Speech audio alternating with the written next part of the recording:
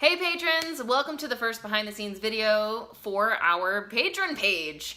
And it's no coincidence that our first behind the scenes interview is with Angie Lee.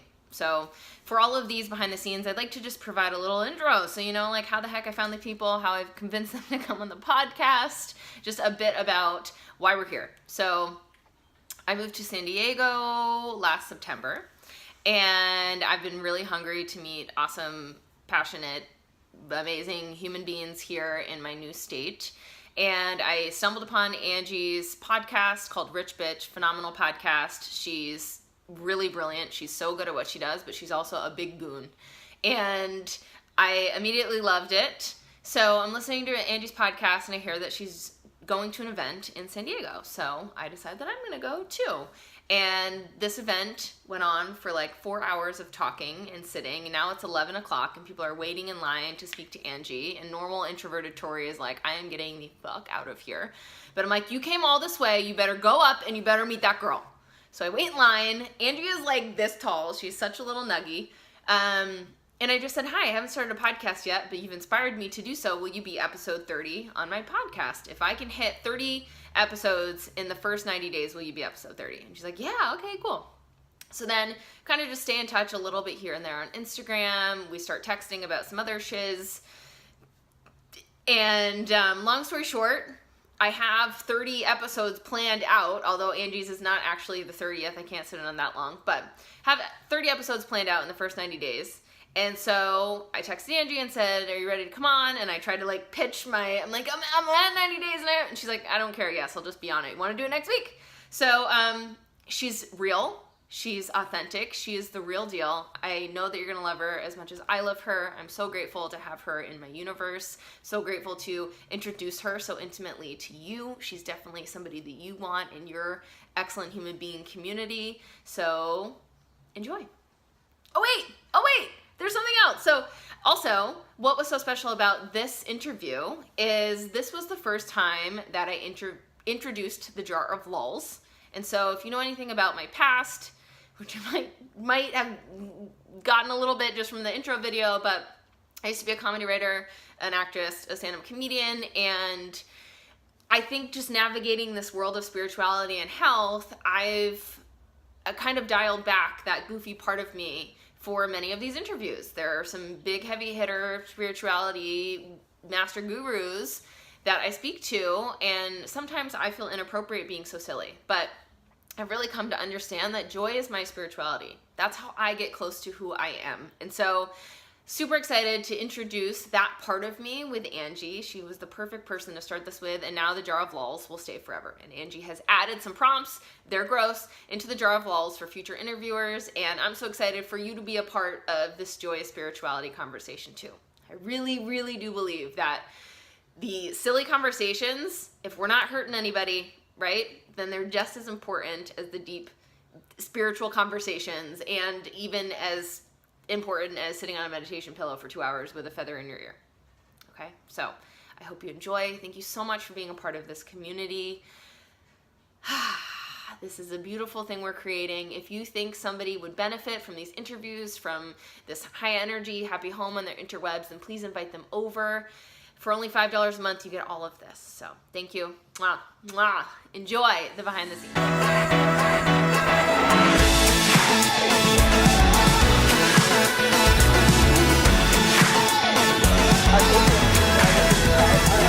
Patreon. So I learned about Patreon because of Angie. So it's only, she doesn't even know what the fuck it is yet, but it's applicable that she is the first Patreon behind the scenes because she's the one who planted the seed.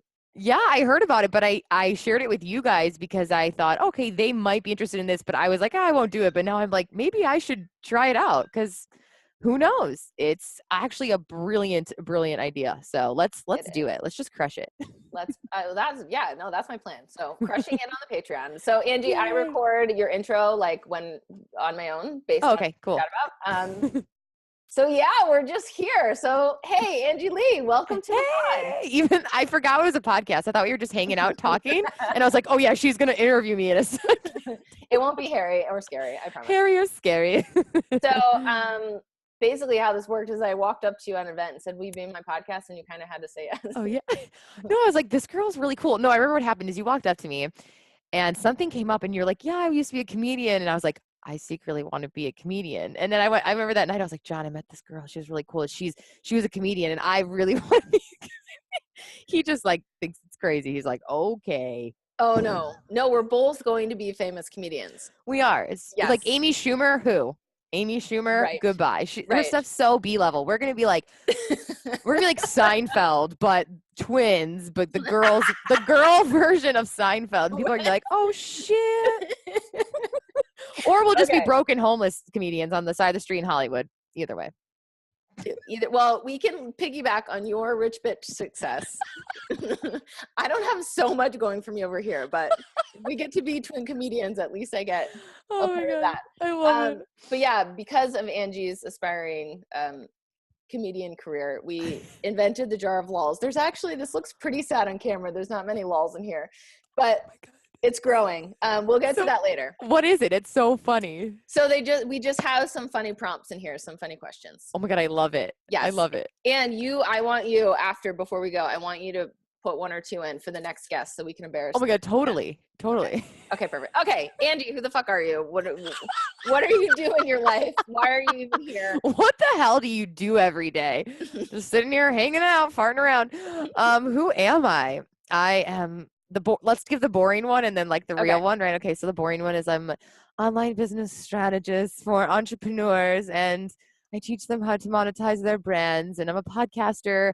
But it's interesting that I'm in a new shift and a new evolution where I'm asking myself that question, which is kind of crazy because I think that I've been doing that same niche-y thing for a while. And I'm now in a stage where my gut and intuition is like, what do you want to do? And where do you want to take a lot of this? And I see myself as just a pure communicator, entertainer. I don't know where it will go, but I see myself as, communicator and entertainer. So if someone asked who I am, that's essentially what I do. And my day job though is a coach and a podcaster and I guess like an brilliant at. influencer. So I do full time, but we'll see where it goes. I love it. So I have a note hanging next to my desk that says, I want to be paid to be myself, period. Yes. That's you. I mean, you're already rocking it.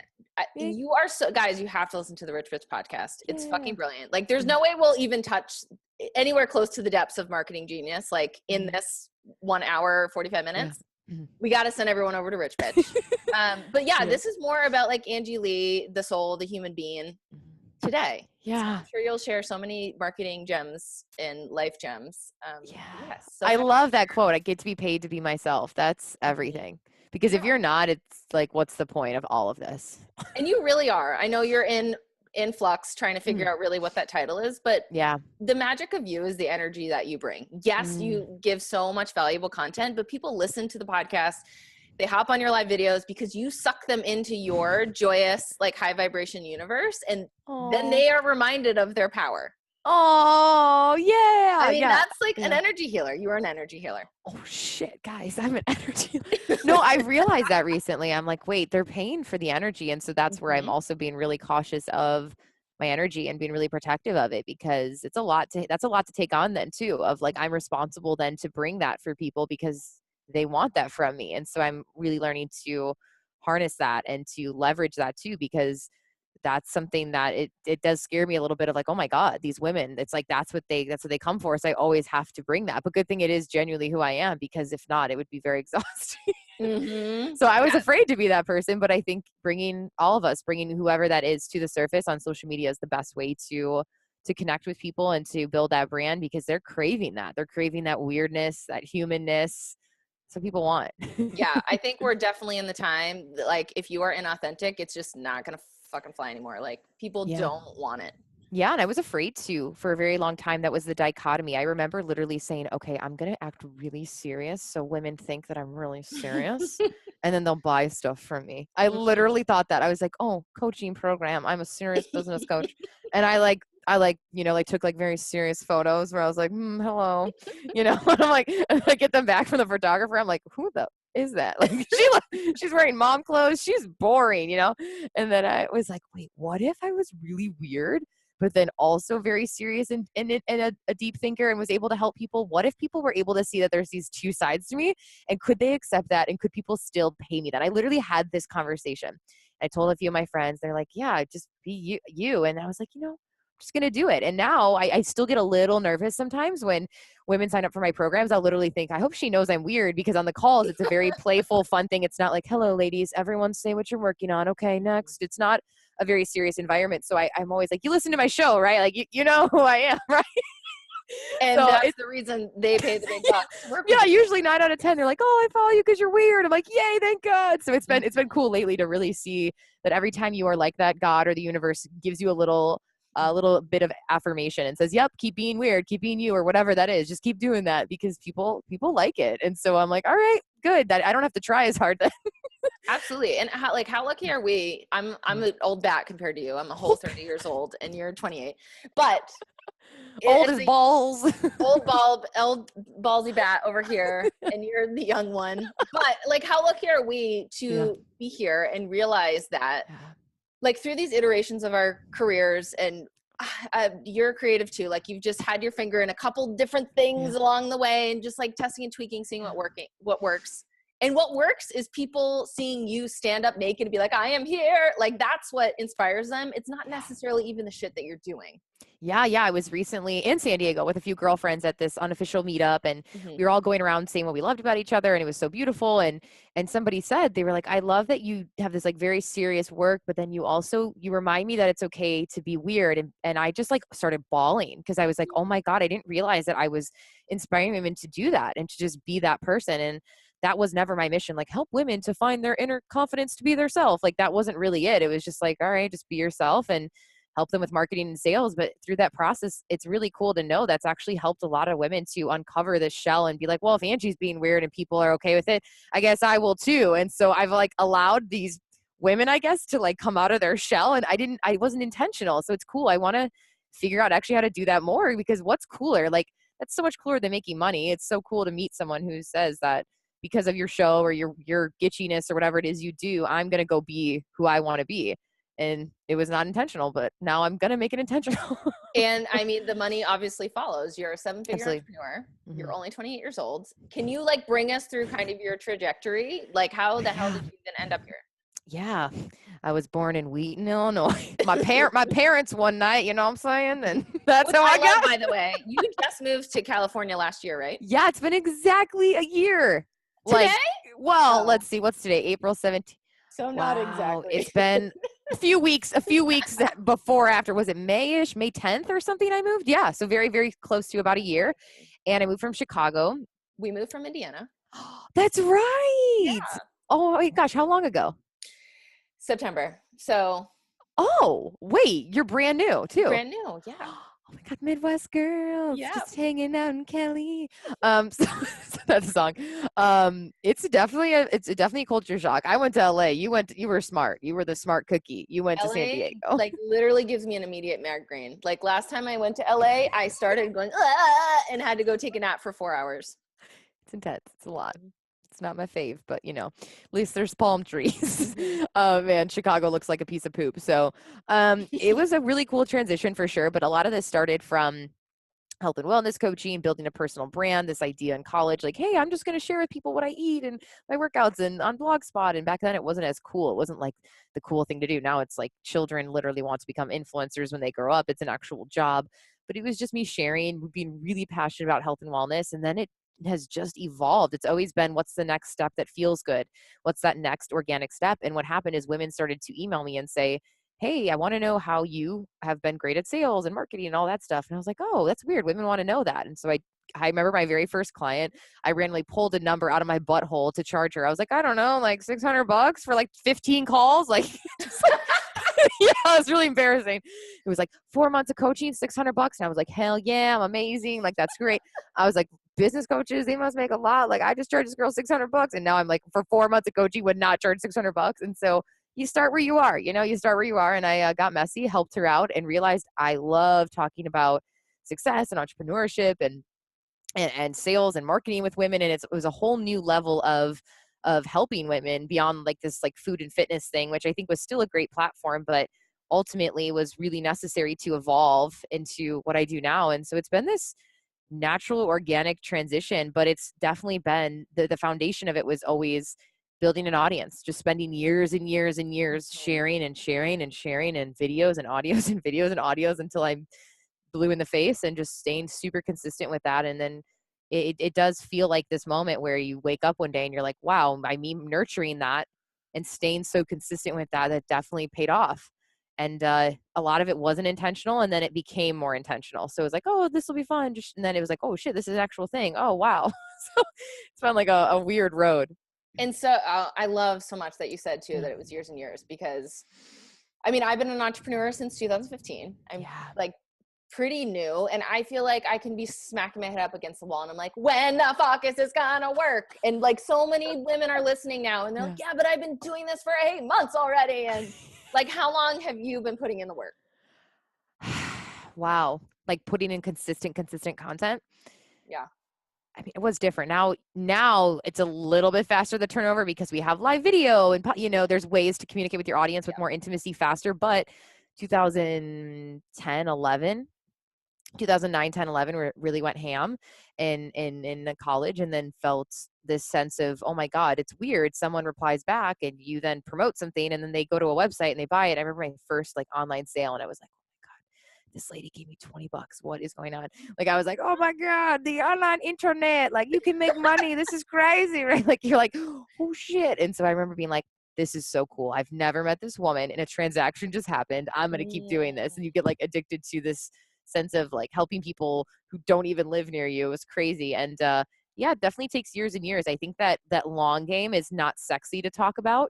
And that's why I do think entrepreneurs should have another job supporting them while they're building it and play the long game. And then that pays off 10 times or 100 times versus right away trying to make a really, really quick buck. So what we were talking about with like Patreon, I would never do that if this was my first week podcasting or like had 5 people following me. Like, no, I'm not going to do that yet. I would do it only now or in even a year when I'm like, okay, I have given away so much that it's ridiculous. And now I'm going to charge people $10 a month. I think it's knowing when to monetize is also really key too. And I wish more women knew that, yeah, it takes time and it should. You want it to. You don't want people to trust you within a second and then just start like buying shit from you. You have to understand the human process is usually it takes people a while to warm up and know who the heck you are and what you're doing.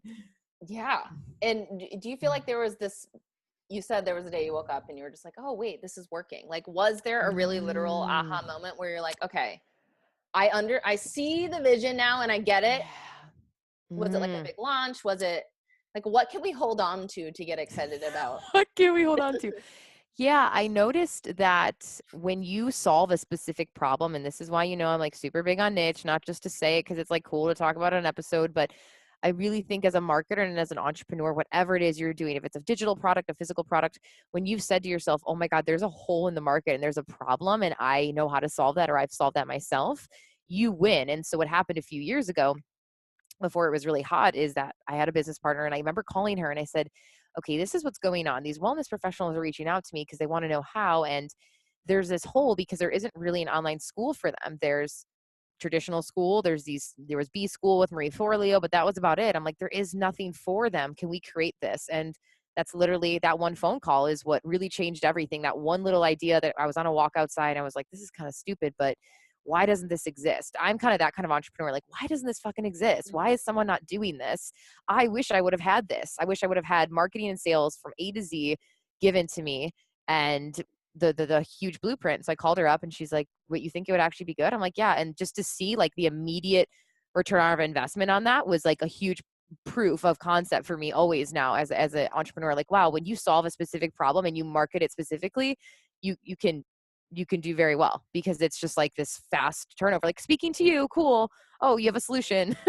And that's where I really want to help women to not like fart around with that and not to, it's fun to be creative, obviously, and think of fun things, but it's also good to say, okay, what's relevant and where is there actually this hole in the market that I can fill it? And that was it. It wasn't like I'm not a genius. I just knew there was a problem. So you really do, like, you do have a specific kind of mind though, because I am a floating orb of creative energy. Yeah. It is my worst I'm your worst student. Okay, guys, I've taken Angie's niche course and I'm in her podcast course. I did Angie's. I am your worst student. I am her worst. I'm like, no, I love you. Be my student. I'm like, what do you mean? Want everything. I'm like, I've had trolls who are worse than you. Okay, thank goodness. If you tell me to do something, I'm like, well, now someone said I had to do it. Now I can't do it. Yeah. Yes, I have that. I know that you're right. Have you done Gallup Strength Finder? I know you No. have. No, who is that? I'm sure I would know mine though if you explained it. Well, I just can't. I only did mine yesterday, so I can't even explain it. But I basically just confirmed I'm a floating orb of energy. So I have nothing rooted like in real life. Like your root chakra is just not there. No, I just am a floating breast, a floating bust. Just boobies, just floating. Yes. Are you a Pisces? No, I'm a Scorpio. You're a Scorpio. Are you an ENFP? I don't know. So I heard you talking about that at the event that you went to. I think you're definitely an E. I mean, you're extroverted. I wonder if you're No, I'm really introverted. Oh, just kidding. You're maybe like an INTJ. You're an introverted dreamer, like you're very, very floaty. See, I am too. It's weird. Maybe I do have that dichotomy down a little bit. I like to be here and I like to be rational about things, but then I also, 80% of the time I'm just up here in creation land and that would be fun. This is beautiful land. Yeah, no, I like look at the problems of the world and I'm like, oh, my heart hurts. I'm so empathetic. And then I'm like, yeah, but we're just floating orbs of energy. Like, well, we really are though. So actually you're the one who's normal and we're the ones who are real. I mean, really weird. I'm meant to live like in a cave somewhere with monks.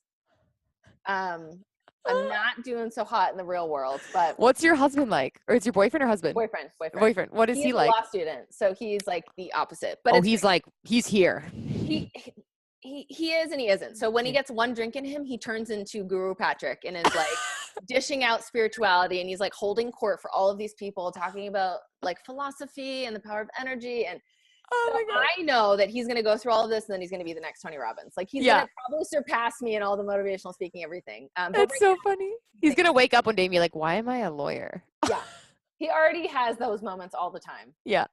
Whatever. That's so funny. Okay. Well, speaking of energy, you've been talking about energy a lot too in your stuff. Yeah. So what is one thing I love working with energy with money, because money is just like such a quick turnaround. It's so literal. It's really quick. I teach this money manifestation thing that people all the time are like, holy shit. Yeah. You are obviously a master of this. Like, what is it? How can you align yourself to be abundant with money energy?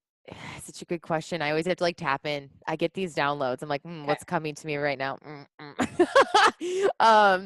It's interesting because I think it's a belief system. And so I'm sharing this with you guys because I think this is really juicy BTS right now. So when I was in that circle of women I was hanging out with, we're all extremely successful entrepreneurs. I would say 8 out of these 10 women have 7-figure businesses or multiple 6 figures. And one of the girls said, you know what's so funny is I had months where I was making half as much or not as much and nothing really was different. And then I had months where I doubled it again. And you know what changed? It wasn't really the fucking systems and the strategies and all of that stuff. It was that I actually believe that I was worthy of accepting it. And that might sound super woo-woo to you guys, but I truly believe that you set the standard for what you believe you can receive. And what that means is I've set the standard of, okay, this is Angie's life. This is the quality of it. Everything from God. You could apply this to health and wellness, the house you live in, whatever, the quality of your life. And I've set that intention. I've like painted that picture. It's almost like the law of attraction. And then I almost don't accept anything less because I've set that standard. So I think a huge part of people with money is they're afraid to announce that. They're afraid to take it off this pedestal and like, oh, it's for other people. They're afraid to say to themselves, I'm completely worthy of XK months. That's what I want. And that's what my lifestyle is going to be. And being open to receive that. I think people are nervous to. And then when you're nervous to, you block off any ideas or creativity that would allow you to come up with ways to come up with it because you're just like, it's not even for me, whatever. I don't know. You're like, universe, see you later, close the door. And so it doesn't really happen. And I have a little bit of naivety to me, which has actually worked in my favor. My parents have recently told me about this. I didn't realize this was kind of like my edge, I guess. And I'm stupid enough to believe that I can. And that's actually a very, very powerful thing. But it's, as a little girl, I was silly enough to be like, yeah, people will pick me for the class president. Like, I don't know, like when I shouldn't have been, but I was like, oh, I will. And so that mentality of like raising your hand and asking for what you want. And I think the same thing applies to money. If you're naive enough to be like, yeah, I'm worthy of a blah, blah, blah business, and I'm worthy of taking in that energy, and people are going to pay me that because I'm freaking awesome. Like, you almost have to lead with this like utmost confidence of that's what you're worthy of. I think it really starts there, because I could give you business strategy and we could run ads, we could do all this stuff. But if you're like, I don't know, whatever, it knows, like it knows, like, we're probably not going to flow it to her this month. We'll flow it to someone else. Yeah. It sounds woo woo, but it's real. It's real. There's not too woo for my people at okay. all. That was woo. That was woo enough for them. So in saying that you set the standard, does that mean that you have to say no to things that don't fit the standard? Yeah. You we're really so afraid to say no because we're like, I know. What if nothing else is gonna come? I know. That's the stage I'm in right now. We have like our whole thing on our table, and it's like, okay, I can do that, but I don't really want to do that. But then I'm risking that my income would go down. But then I'm also just believing that I'm supported at all times, and that it will complement me and give me back what my intention is. And that sounds super woo woo too, because people who are super hardcore marketers are like, no, do this, you'll get that. And I'm like over here like, yeah, but what if I also want to do this? Will I get compensated for that? And I think that's that fine line of reality and woo woo, and like blending them together. And it's interesting. It's definitely a mindset thing. I think we almost have to go back to that childlike nature where we thought we were like some of a lot of us had that mentality of like, oh, I'm good enough to do this, so I'm going to do it.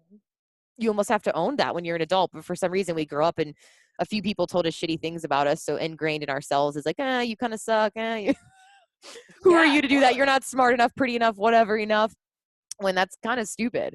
Like, you at your core, we're all no different. It's not like I'm not a genius. I didn't even finish college, like, obviously. So it's like, I don't, yay! I don't think it's the smartest person in the room who can do it always. I think it's actually the person who's stupid enough to be like, yep, I'm going to accept this right now. Yeah. Okay. Do you have any insecurities that you still deal with now? Oh, that's a good question. No one's ever asked me that. What am I really insecure about? Oh my God. I should have an answer to this. Or is that good that I don't? I don't know. Nothing immediate. I'm sure I do. I'm trying to think. Well, I think that people who have such integrity with their energy, like, okay, sure. Oh, got a cough. Oh, we got so lucky that wasn't a 10-minute hacking session. Okay. I have bronchitis. Oh. I had to hide under the table during a class last night. Oh my God, that's so funny. Okay, we'll edit that out on the auto. Okay. So what I was saying is, I think that people who have such integrity with their energy, and I heard you say this on a podcast once, where you were like, the only difference between the people who get shit done and the people who sit on the sidelines and say, I wish I did, is they just walk through the fear. And it's the same thing with the anxiety about who we are and our worth. It pops up and you just go, nope, fucking squashing that. Not even honoring it. Yep. I don't even give it time to brew. It's like, I don't give it time to marinate. And it's like little gremlin. He's like, you suck. You're stupid. Like, okay, like Patreon. I'm over here. My cool side of my brain's like, yeah, it's going to be fucking awesome. People are going to love it. And then I'm like, stupid. What if it doesn't work? Like, of course. It's like balancing these the good gremlin and the bad gremlin. And they like want to fight and talk to each other. And I just have to be like, I'm like, get out of here. And so I just always like, almost like I swallow it. I'm just like, okay, on to the next good thought. Like, it's like not letting it seep in too much.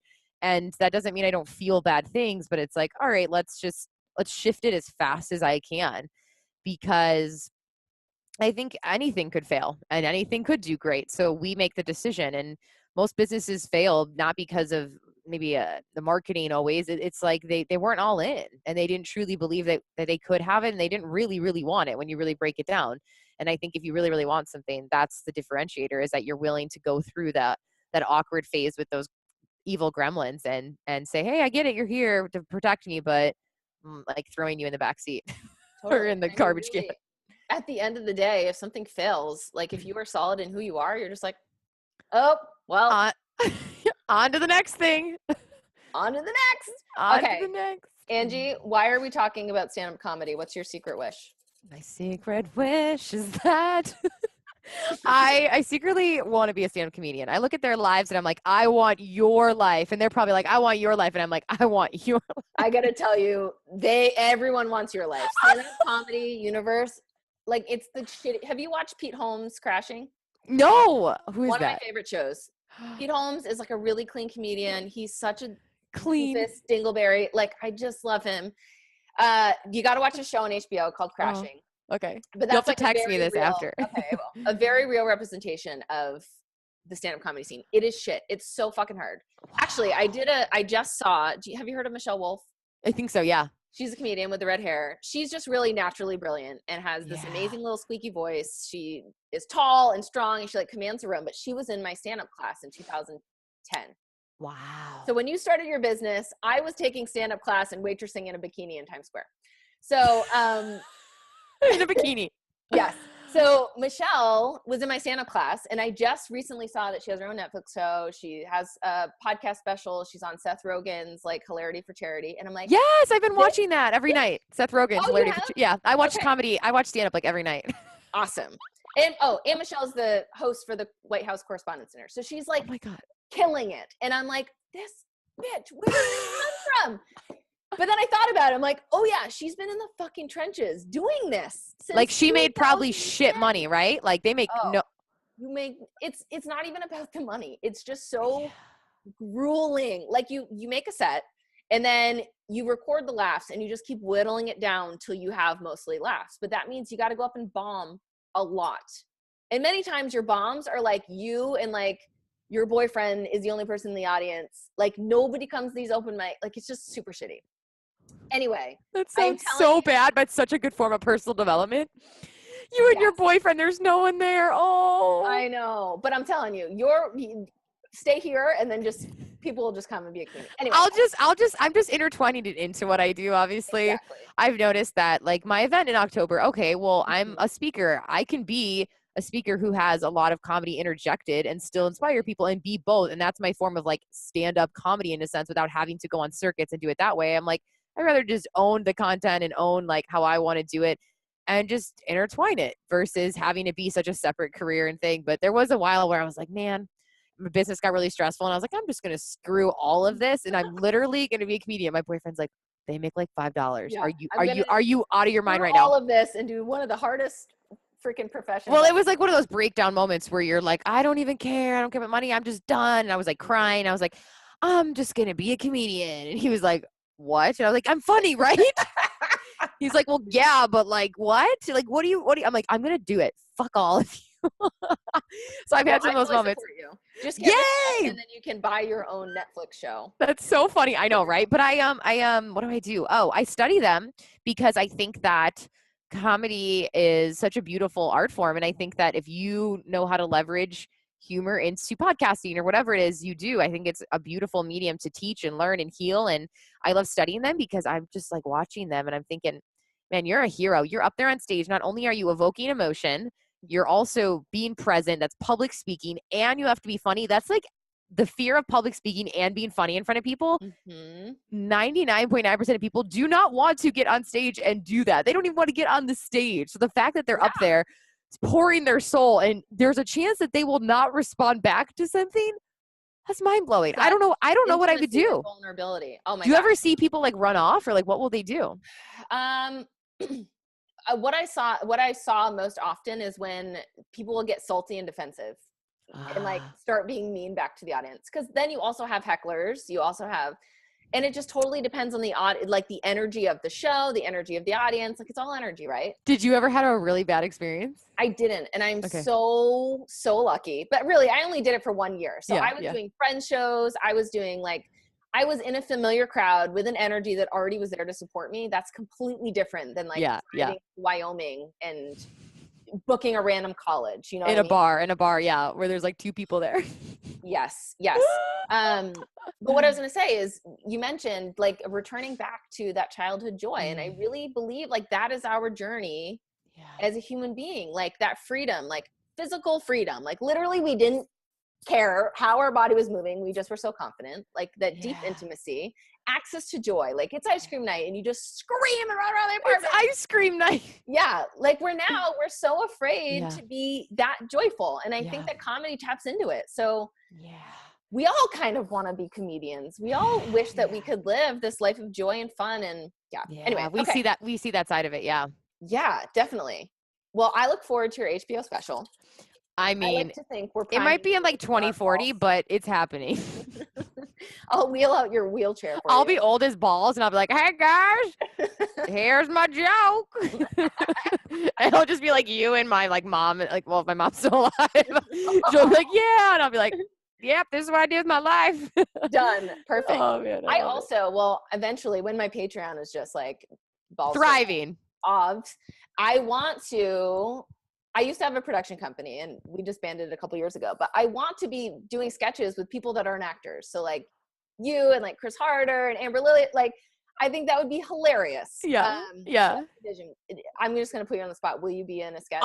Yes, I love skits and sketches. That's like my favorite thing. So I do that in real life. I love when I'm with my friends, I'm like, what if right now that guy over there said that and then we said this? I love social experiments. All day. Yeah, I love being weird to people. So that's how I know. Like I was watching Getting Coffee with Comedians in Cars, Jerry Seinfeld, and he was talking to these comedians, and it was weird to be like, yeah, that's how my brain thinks. It's so fucked up like that with life. I don't see it like most people like do. I see it as like this always this really funny, weird scene. And I'm like, I definitely think I was born to be a comedian, but I just don't want to go that shitty route of like touring in Idaho and, you know, to 2 people in a bar. So I'll just be a podcaster. So done. I am so woo. And I just believe that if the intention is out there, it's coming. So yeah. we will be seeing you up there. Okay. Are you ready for the jar of lols? I'm ready. The jar of lols. Right. So this was born out of you, but now I'm just going to do it forever. Yay. All right. So the first lull that we got is so fitting. Okay. We need a theme song for the jar of lulls. And if it's good enough, I'm going to keep it and I'm going to play it every time the jar of lulls comes. So I'll give you 3 seconds. What do I have to do? A theme song for the jar of lulls. Like I have to sing? Yeah. Like what is the song about? The jar of lulls. Oh, okay. Okay. Like, every time we're going to do the jar of lulls, I'll play the sound clip. Okay. Ready? Yes. The jar of lulls. I almost said walls. Hold on. I was all Whitney Houston ready for that. Okay, wait, like no, it's gotta have like a cute beat. Okay. It's gotta have like a cute beat. The jar of lulls, he. The jar of lulls, he. That's it. I don't know. Okay. I feel like we're in high school with the LOLZ. I can't guarantee I'm gonna keep that. But why not? Just warmed up my vocal cords for this. Okay, that was awesome. Can we keep going? Yes. I love singing, so. What's a creepy habit that no one knows? I'll tell you mine if you tell me yours. What is a creepy habit? I scrape my tongue like all day long on this like tongue scraper thing, and I'm always like, ah. I'm like, must get the mucus out of my tongue. Have you ever seen what comes off a tongue? That is creepy. You guys, it's like white stuff. It's gross. And I think it's like, I need to work on that fungus. Candida. Yeah, it's Candida. All right, mine is that I suck my thumb. Still? Yeah, wait, I used to do it so long. I don't choose to. I don't want to. You'll just go like this? It will just sneak in. Oh but not all the time. Like, I'm selective. I'm surprised I don't still do it. I came out of the womb with my thumb in my mouth. I did too. Yeah. Isn't that funny? So that must be a protective mechanism. You're like feeling scared or something and it makes you feel safe. Mm-hmm. Wow. Well, you're like 30 years old, still sucking my thumb. It's so gross. And I got a parasite once and my dad was like, it's because you suck your fucking thumb. Because it's from your hand. Yeah, I know. All right. Let's do one more or maybe 2 more. Okay. So funny. We'll let you off the hook with that one. Okay. And that one. God. Because they'll make you think so much. I don't want to make you think. Okay, what's worse? If someone farts in close quarters or if someone doesn't get your joke and you have to explain it. Well, I would say that happens to me all day with my boyfriend and my French bulldog. They're just farting all day. Someone you don't know who farts, because that's so much worse. When you aren't familiar with their poop particles, different story. Their poop particles. You know, I'm going to say the laugh one, though, because the poop will, like, dissipate after a few minutes, or you could run away. Like, you can, like, spray it, like like some poopery. But the joke, if you think about that, stings in your heart forever. You're like, fuck, it wasn't funny. That I feel like that would burn. If you're in a group of people, would you? Say you say a joke and nobody hears it, are you the one to go, oh, and you'll just like moving on, or we'd be like, I said a joke. You got to hear what I just said. I'm going to say it again. I would probably say the white elephant. I'd be like, all right, you guys don't think I'm funny. That's probably what I would do. Yeah, I would just be like, okay, you suck. I'd like to see you get up here on stage and do this, bitches. That's what I would do. Fair enough. All right, the last one, and then you have to come up with one thing to add to the lulls for the next Oh, step. shoot. Okay. What are some street names for us, real quick? TDZ. You're TDZ. Done. All right, I'll be Angie Phalange. Angie Phalanges. Angie Phalanges. You're gonna have to carry around My yellow nails. You have to carry around a dictionary with you on the street because they're gonna be like, "What's a phalange?" What's a phalange? I'd be like, well. All right, I took that away from you though. What do you want your street name to be? Oh yeah. No, I kind of like Angie. How about like people call me Angie Pants? That's not hood though. We need like a street name. It'd probably be like A Money or something. Applicable. Okay, perfect. A Money. Okay, done. All right, A Money and T Doobzels. What T Doobzels, yes. Doobzels, Doobie. It could just be Doobie. Smoking a doobie. Yes, you're Doobie and I'm A Money. Okay, this is good. Okay, done. Okay, what do you want to add to the jar of lulls for the Oh next man. step? Okay, is it funny or a serious question? Funny, and it will Okay. probably be someone really spiritual, and this might be embarrassing. Like, I did not have the balls to do anything like this with Karen Kenny. Do you know Karen Kenny? No. Oh my God. You know Marianne Williamson? Yeah. She's like her protege. And you interviewed her and you didn't pull out the law. No! Hell no. I almost cried like 5 times. Oh, you should have. So those Okay. people who have a lot of darkness to them, there's always a play and a lightness. Oftentimes, I think the spiritual people who are very deep and serious, they actually are very silly because Yes.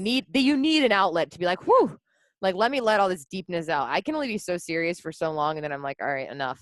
Yeah. Ooh, totally. what's a good Karen's question? actually really funny. I just didn't have the balls to be funny. Okay. Ooh, let's do should we do the typical island one where if they're stranded on an island, they can only bring Okay. 2 things? Sure. I love hearing that from people. Only 2 things. Okay. Add it to the jar. Forever. Forevs. Okay. I mean, I could have done a gross one. Like, would you rather poop your pants or, like, I don't know, like, or like have your period in public? Like, I don't know, like what? We have to be really particular about those kind of questions, like who we ask. Like, which would you rather have? If you're wearing white pants, would you rather have people see there's poop in your pants or that you had your like? I don't know. Okay. Sorry. I'll add that one too. And if I pull it and it's not available for the guests, I'll just sneak it back in and pick something. Yeah. But don't say it's from me Okay, I won't. I'll have to because I don't own want them to be like, oh, Angie Lee came up with that gross joke. No worries. I'll have to own these. That's the deal with the jar of lulls, is I have to stand in my power and ask questions. I am stand in my power. Oh my God. About your All this spiritual shit. It's so funny too. Yeah, I love very it. I love making fun of it, and I like how people get like mad if I make fun of it. I'm like, no, I'm playing. Like this is fun. I'll be like, these fucking crystals, really? Like, but you know, never I know. love crystals. I know. But I have them everywhere. Dude, high vibration is fun. Like, that's what we're going for. Fun. Yes. Oh my Okay, God, I love Angie, it. How can we be in your presence? You got something special coming up? Join me on Patreon. Okay, a future Patreon site noted. What else? Maybe I might activate this like by Friday. Rich Podcast. You're probably already on iTunes, maybe, or you're on Patreon watching this. Head to iTunes. I'd love to see you on my podcast. Listen to it and do Instagram. I hang out a lot on Insta Story. I love to story my dog in my day. So if you want to be friends there. I have a question about your dog. Yes. Is his name Meatball or Meatballs? It's Meatball. Oh, because Ryan Comey kept calling him Meatballs. And I was like, oh. Oh, on that podcast? Yeah. Yeah, he was like, oh, meatballs. And I was like, all right. I mean, usually Or balls. I didn't know if it was like a Z at the end. Usually balls are in 2s, so. Right. I was also thinking that. And your Meatballs, lost a ball. So that's why he's only Meatball. Yeah. Got it. Yeah, he's deaf and only has like 1 ball sack. So, you know, he's just, he's not having the best life, but he's got a good life. Wait, Okay. Ryan was saying that. Why was he calling him meatballs? He forgot that he lost 1 ball. Living in the past. Ryan. Okay, and also, yeah. so podcast, social medias. We'll put all those links. Social meets. And then what do you have happening in real life in October? Yay! So if you guys want to come party, there might be jokes on stage. Who knows? We'll see. I might need to like consult you before that. Be like, hey, would this joke go well on stage? Done. I live in San Diego. I'm going to your thingy already. Oh yeah, duh. You're gonna be there. So before I go on, I'll be like, hey, do you think this would be fun? You're gonna be the only one in the audience. You're like, everyone else is like, laugh track. that's so desperate. Play the track. Hurry. Guys, you didn't cue it. Pays to be brave. So it's a sales and confidence summit for women. So imagine Tony Robbins and like a marketing business sales conference that's boring, but they come together, they have a baby, and it's fun. Amazing. That's so what I'm gonna creating. Be on stage, like Tony Robbins level, all day, every day? I am, but I'm going to bring in speakers and a panel of other entrepreneur women. And so there'll be a panel and speakers and goodie bags and dance parties and boomerang stations. I mean, we're going all out. This is basically like a wedding I'm planning, and I'm pretty nervous, but it's okay because I don't have a choice. I already committed to doing it. You posted it on Instagram stories. Yeah, it's real. I have to show up. It's going to be amazing. But I'm not going to honestly worry about it till like maybe a month or two out. Like I'm just kind of like, why even worry about it ever? Yeah, I'm just going to plan it, have fun, and show up and kind of map out what I'm going to say, but also just like let it flow. We'll see. Let it flow. All right. But I'm excited. I've been wanting to do. Oh yay! I've been wanting to do events for a while. So I just think they're so much fun. Sometimes this internet stuff is so like behind the scenes, and I feel like it's not the real human touch, obviously. So I'm excited to just bring together a unique energy that I just don't see enough of these events for women in the online space. There's either super woo-woo ones or these super serious masculine male sales driven events. And I was like, oh, we need to bring them together. This sounds fucking awesome. I can't wait. It's going to be amazing. So everybody come hang out in San Diego. Come party. Yes. I'll pay you $5 if you laugh at a joke. Done. Wait, just me or everybody? Everyone. Wow, guys. Make money at this event. All right, Angie Lizzle, thank you so much. Oh, thank you. I loved it. This was so fun. I love being on shows where it's fun and playful, and I think you've mastered that because it's not a boring show, and that's amazing. And I'm so excited to hear this and rewatch it. I'm your protege. I'm in your podcast course. Duh. Oh yes, protege. Yay! I love this, and we'll hang out in San Diego very, very soon. Yes, ma'am skis. Yay!